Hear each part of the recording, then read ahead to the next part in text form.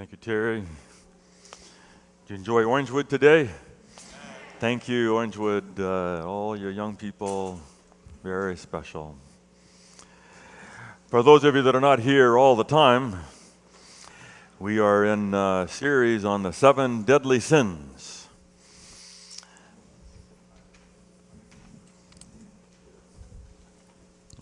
Okay, thank you, sir. So we've been doing 4 of them so far, and today is the 5th one called wrath or anger. There's an old story, I think the barber told me one time. He said there was a boy and a family that sold their old lawnmower to a pastor down the street, older pastor. And one day the old pastor was out there pulling the rope trying to get the lawnmower to go. Couldn't get it to start, and here came the boy on the bicycle. And the pastor said, "I can't get this thing to start." And the kid said, "Yeah, it kind of was difficult. You had to cuss at it a little bit to get it to go." And the old pastor says, "I haven't cussed in 25 years. And the boy said, "You keep pulling that rope, it'll all come back to you."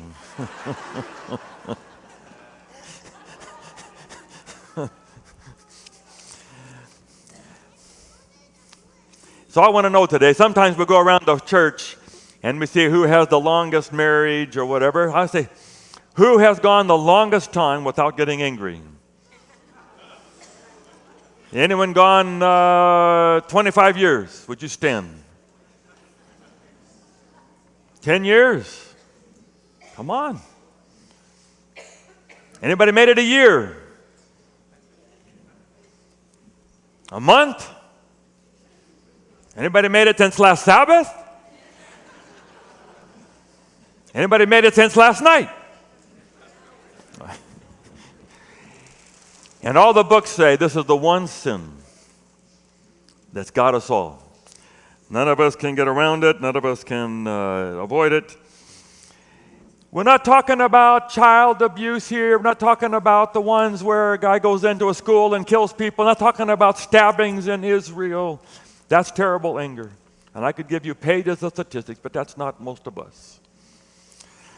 Most of us is the day in, day out, raising our voice, saying things we shouldn't say. It's been the hard thing about this series that I have to keep looking at my own life and looking at moments where I've just been angry. Can't get out of my mind. I'm going to India in January. All the times I would stand in line at the airport, hot and tired, and be a long line of people.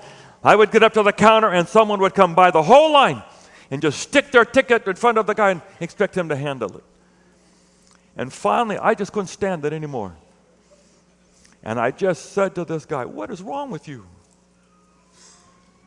Get in line, there's a line." Oh, and he went and got in line. I'm over here to preach Jesus to these people, and I can't act like Jesus. So this is just what we struggle with. Kids.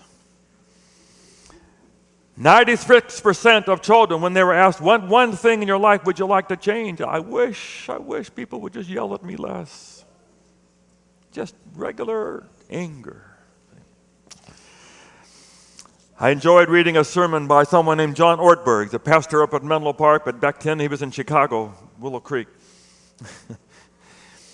And he's preaching about anger, and he says, I took my family down to the place to have a picture taken for Christmas card. 3 little kids, all preschool. So here you are with your family of 5, 3 little kids all dressed up. They don't know what's going on. Here there's strangers waving funny toys at them, trying to get them, and they're just scared to death. And they begin to cry. You cannot send a Christmas card out with 3 kids crying. And so he said, I began to go through the stages. The first stage, he said, was the happy phase. We're going to have a great time. This is going to be so much fun. That didn't last long. Then he said he tried the bribery phase. Mrs. Fields is right down the hall. If you will just smile, I will buy you whatever you want at Mrs. Fields. That didn't work. So then he went to threatening. You don't want to smile? Okay. But if you don't smile, I'll give you a reason not to smile.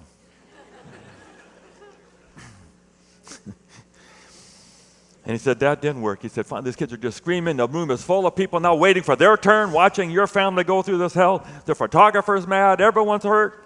Kids are screaming. Finally, he said, I took the middle one, 3 years old, Mallory. He said, I pulled her aside. The honey, you're not having much fun here, are you? He said, I bet you really wish that you could have baby tweezers. Baby tweezers was her favorite doll. She named her baby tweezers. I wish you would rather have baby tweezers with you right now. Yes. Then he leaned down to her and says, honey, if you ever want to see baby tweezers alive again,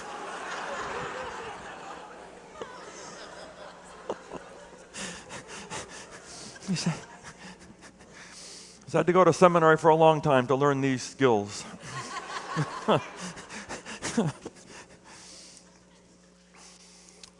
When we feel attacked, when we don't get our way, when you have to wait at an elevator and the elevator doesn't come when you want it, so what do? Push the button a few more times. And maybe this stupid elevator will somehow realize someone really important is down. It will skip all the other people on the other floors waiting, and it'll come to you because you're more important than all the rest of them if you just push the button a few extra times. Yeah. We get mad when people are stupid. We get mad when people are not being fair. We get mad in sports when we're afraid we're going to lose. I'll never forget, I played basketball with a bunch of guys at Chicago for years. Grown men. And we'd be fine until it got 9-9, and the next point won the game. And there would be a foul, and there would be tempers. We're all my church members. We were down there playing Christmas Eve. And there was a game when it got to 9-9. And two brothers, one called a foul on the other, and they had a fight over it. Pretty soon, these two brothers in their 30s rolling around on the floor. We just stopped the game. Just go home. And as we're walking out the hall of the Hinsdale Academy, one guy in the back says, Merry Christmas, everybody. Anger. Is it always a sin to get angry? Oh, Ephesians 4 says, be angry and sin not. Is it possible? It is not sin at its core. Anger is a biological reaction, biochemical. It's what you do with it when it comes. Bible has verses about God being angry. Bible has verses about Jesus cleansing the temple and casting everyone out. Moses came down from the mountain, and here were people with the golden calf, and he takes the 10 Commandments that God wrote with his own finger and smashes them on the ground. Anger. It's what you do with it that matters. I read quite a story and getting ready for this. There was a black pastor down in the South, Baptist church, and he was going to go to a Baptist convention. He was going to go on the train, but he decided he was not going to ride in the black section of the train anymore. There were laws against this, and he wasn't going to take it anymore. He's walking down to the train. His deacon is with him and said, Pastor, don't do this. Don't do this. You're just going to create trouble. Don't do it. Just don't create trouble. The pastor said, somewhere we have to take a stand. I'm not going to take it anymore. He gets to the train station. There's a big crowd around, and he goes into the wrong section. He's not supposed to go. As he's getting on the train, here comes the sheriff, big white man. And he says, Pastor, you go back to your section. He used a very bad word. And he said, no. The court has given us the freedom to go anywhere we want. No, you get back there right now. And when he went to do it, he took his club and hit him in the face, blood pouring out of his mouth. But when the pastor sort of woke up, he smiled at him. Made the guy so mad, he jumped on him. The whole crowd is cheering, get him, sheriff, get him, sheriff. And the whole crowd and the sheriff jumped on him, knocked him down, this pastor, and they're all kicking him and beating on him. And when you and I hear the story, we get angry.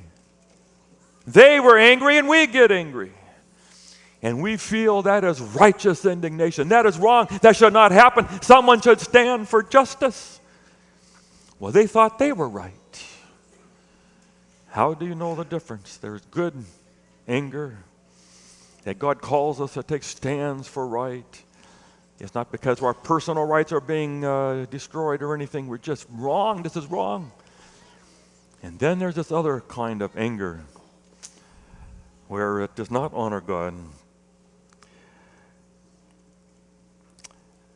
And James 1 verse 20 says, "For man's anger does not bring about the righteous life that God desires."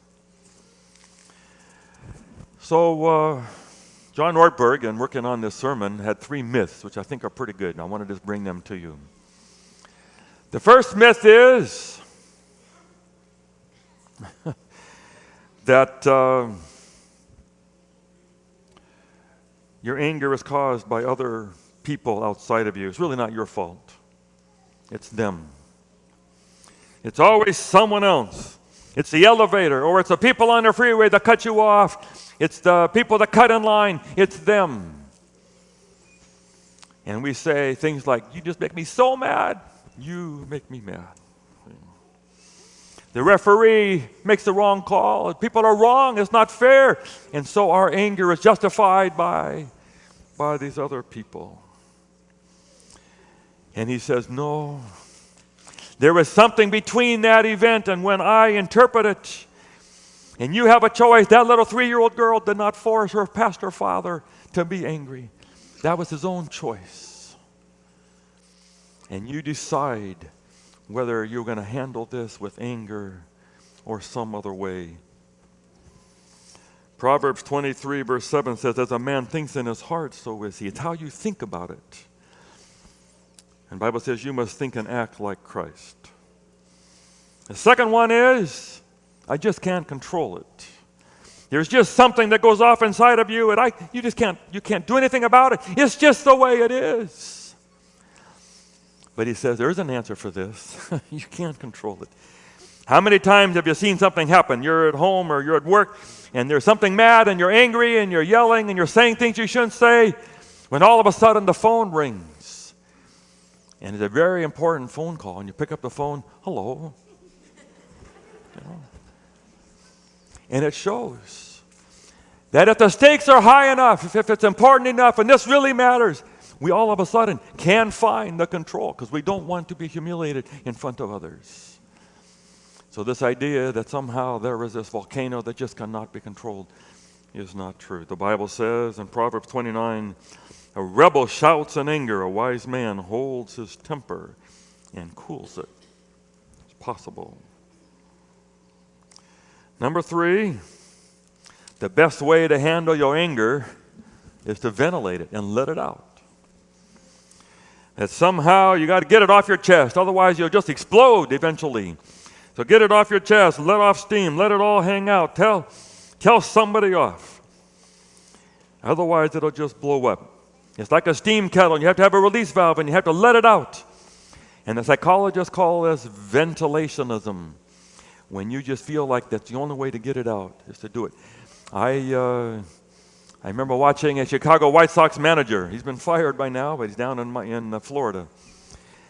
And he just went crazy over a certain call, and he yelled, and he kicked, and he threw the water cooler. He went out, and he banged into one of the umpires, and he's going to be suspended. But he said, you just can't bottle it up. He said, if you bottle it up, somehow you're just going to explode, and you'll have a heart attack or something. You better get it out. But every study shows you don't feel better. You still feel just as angry. It doesn't release it. It doesn't make it go away. Sometimes it makes it even worse to express it. Even if you go and talk to someone else about it and just say, "Let me know what happened to me." The research shows that as soon as you tell it again, Your body remembers that, and it begins to bring in all the same reaction it had when it happened the first time. And you rehearse it, and you replay it, and you feel it all again. And it makes it stronger. Expression deepens impression, and it just makes it more real. So that's a myth, that you can just talk it off and blow it off and get it out. And so how to handle it, I'm going to spend the rest of the time on that. Number one, you have to own it. You just have to say, okay, this is it. I got angry. You don't blame it. You don't excuse it. You don't say I was tired. You don't say they were worse. You don't repress it. You don't bury it. You don't deny it. You just own it. Most of us go one way or the other. We either repress it or we go crazy. So just own it. Face it and name it. And just remember that anger has consequences. Every time we raise our voice and we hurt somebody, there's distancing. And I don't know how many times people come to me, Pastor Dan, I don't understand why I don't have a better relationship in my marriage or with my kids or whoever. 1,000 little angers. And gradually there's consequences and people are hurt. And we usually do it to the people that we love the most. Number two, you look for what's behind it. Most of the time, anger is a second emotion. Usually there's something else that's going on, and then the anger comes in because we're hurt, we're scared, or something. So it's a story I've told a few times. It's not my proudest moment, but I don't remember being angry with Hilda in our dating for a couple of years. But after we got married, there was a time, especially when I began to be upset. She moved into my house. I lived on an academy campus, and I had my house set up the way I liked it.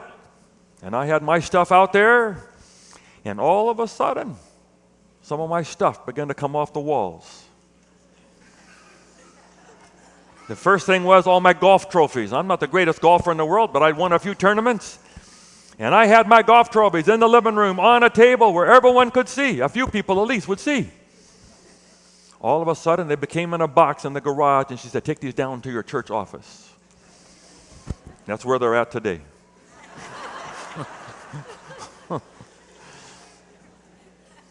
Pretty soon, stuff began to come off the walls, and other stuff began to go. There was no discussion about it. And I said, why are you getting mad? And if I had to be honest, I'd just say, I was worried. Where's this going to go? We've been married a week. You know? Where is the 50-50? I mean, I thought we were getting 50-50. We should talk about this a little. How far was this going to go? And pretty soon there won't be any room for me at all here. And I had to think this through to say, you've been single a long time. Just be glad this lady is in your house. Who cares what goes up on the wall? Just she's here. And I finally said, I got many other wins. I've got wins other places. I don't have to win this battle. What goes on the wall in our house? And what she puts up is better than my stuff anyway. So, okay, fine. But look behind and see what's going on. Number three, take some time. I was in a store yesterday. I was reading on this, and he said, what are you preaching on? I said, about anger. He said, just tell people to take some time. Count to 100. Take a deep breath. Get a night of sleep. Sleep theology, philosophy, science says somehow sleeping gives the chance for the brain to scrub your brain and your soul of this anger and pain, and you can wake up in the morning and it's scrubbed away. Give yourself a little time before you begin to react. Number four, the Bible says, Proverbs 15, a soft answer turneth away wrath. Don't get in the gutter and begin to match them yelling for yelling. Just a soft answer.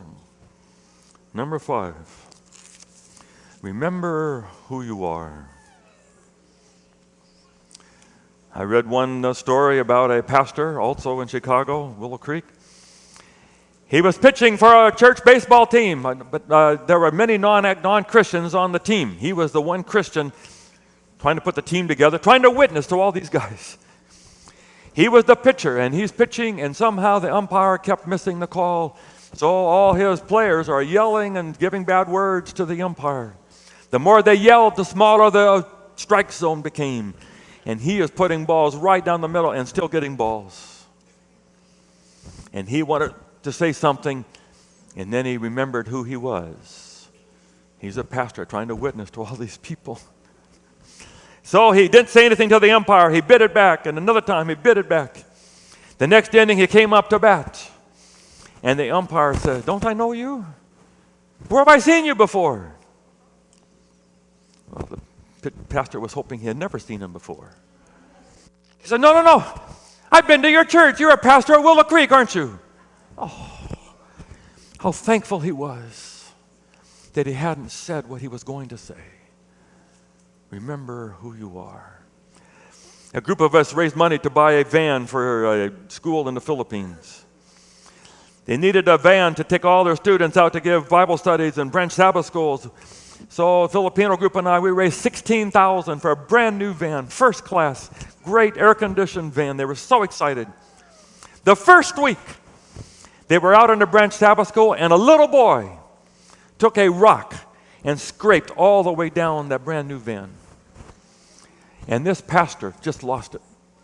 And he went running after that kid, said, "I was going to kill that kid. Wreck our brand new van." He said, "I was running after this kid when all of a sudden I remembered who I am.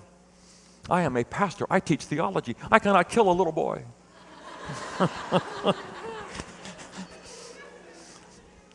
And so he said, I caught him, but then I said, "Don't you ever do that again." But he didn't kill. Remember who we are. We carry the name of Jesus. Number 6. This is probably the one that I teach on to people the most. Reframe. When we begin to feel bad and we get attacked, or there's some other problem, or we're losing our rights, or some other issue that's making us feel anger, pause a moment and put a bigger perspective on it and say, what's going on? Story I've told many times in Bible studies. I had a friend who was a doctor in his 50s, older now. Great friend of mine, and he made a mistake. Won't tell you more details. And he ended up in a halfway house on his way back, and his medical license was on probation. He was dating. He's married today, but he was dating then. Came out of a restaurant with a lady, and he got in a car, but he couldn't get out because 2 guys were in a car too close. He got out, went to the front, and he said, "Could you just move your car a little bit and I can get out?" And bad words, bad words, bad words. Got back in the car, fuming, chemicals are building in front of the girl. Finally, 15 minutes later, he went up to the car again. He said, "Could you just move? My date and I are waiting.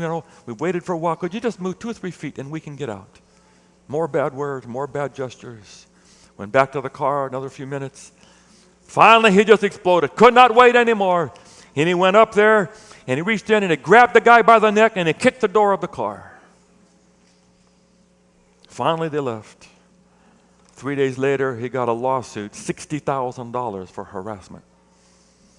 And his medical license was in trouble. Came to see me.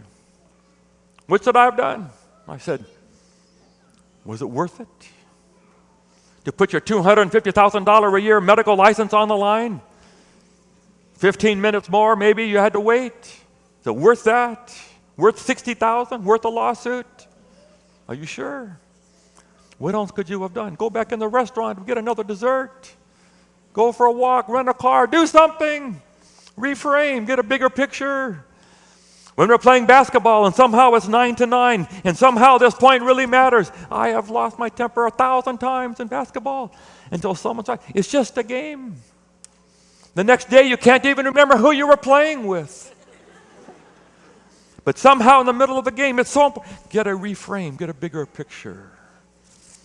I had to remember, I'm just glad Hilda's in the house. Let her put up whatever she wants. There was a guy with his kids on a subway in New York going from here to there. The kids were playing all over the train. They were rambunctious, they were rascals, they were noisy, and they were in the way. And one person finally came up to him and said, your kids are really out of control. Could you kind of help keep your kids under control? The guy said, I'm so sorry. I know. Their mother just died an hour ago. Reframe. Reframe. It's different. So you begin to think about it a little differently. Number 7, obviously, is forgive. There comes a time you have to just forgive. It is the only way out. That same doctor that had so much trouble with that story. He was a Jew who had played college basketball at a black college. One white guy, a Jew, playing with all these black players. He said, I was yelled at for being a Jew all over games everywhere. He said, I hated it. Angry. 40 years later, he's still seething mad at what people had said to him for being a Jew. And he's mad for the Holocaust 70 years ago. He said, look what they did to my people, 6 million people. He couldn't get over it. He had become a Christian. And I said to him, there's only one way out. You can't go back and undo the Holocaust. All you can do is ask for forgiveness. Jesus said the Lord's Prayer, forgive us as we forgive those who have sinned against us. That's the only way. To ask God to give you a spirit of forgiveness and just walk around life. Doesn't matter what anyone says. It doesn't matter. It doesn't matter. Someone cuts in front of you. Okay. Forgiveness. Forgiveness. And number 8 is our fruit of the Spirit for today. If you haven't been here before, every week we're doing another fruit of the Spirit. Today is goodness. The answer to anger is just goodness. I will not use my mouth to hurt you. Only goodness. Only be a blessing to people. And our fruit for the day is lemon. And if you go outside afterwards, we have lemon bars and lemon pie and lemonade to help you remember goodness. Well, let's tie this together. Where is Jesus in all of this? What does Jesus have to do with anger? And how is he the answer? And we would have to say, Jesus has power. We don't want to say that God can create the world and he can create, do all this, and he can open up the Red Sea and he can make the walls come tumbling down. But somehow on this one deadly sin, he's just stuck. And he can't do anything about it for us. That somehow he can cast out every other demon, but he can't cast this demon of anger in our lives. Yes, he can. Yes, he can. Our God is able to deal with, he can pour power into us and deal with whatever we are dealing with. The same Jesus who could go into a storm in the middle of a boat and say, peace, be still, and the storm stops. He can come into each of us and when the chemicals are building and just say, peace, be still, and calm the storm. Amen? The same Jesus. You can have the eternal God of the universe inside. And the same Jesus who just took it when they yelled, crucify him, and when they hung him on a cross, and when they nailed him, and they put a crown of thorns on him, and they spat on him, and they denied him and betrayed him. All Jesus did was, Father, forgive them. That same Jesus can come inside. And he will channel that kind of love and that kind of power. And he will just suck the poison of anger away. You think of Joseph in the Bible, where Joseph has a dream that he's going to be the best and everyone's going to bow down to him, and people hate him for it. And they're angry. And they take him and they put him in a pit and then they sell him away to slavery. And now he's a slave 1,000 miles away from home. He has a right to be angry. He asked these guys to put in a word for him. They forget about him. He's in jail.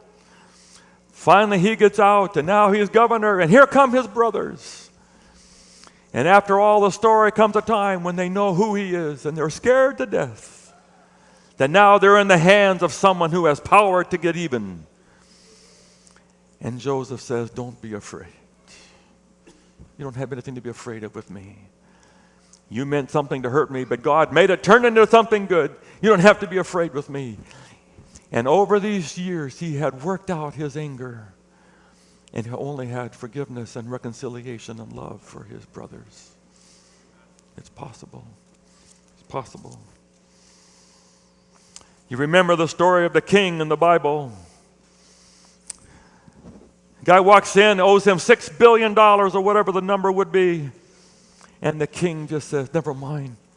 And he takes the hit and he forgives the $6 billion. The guy walks out the door and he finds someone who owes him $100 and he can't forgive. Who are you and I in the story? We are the ones who owe the $6 billion to God. You and I get angry with somebody else because we think we're better than them.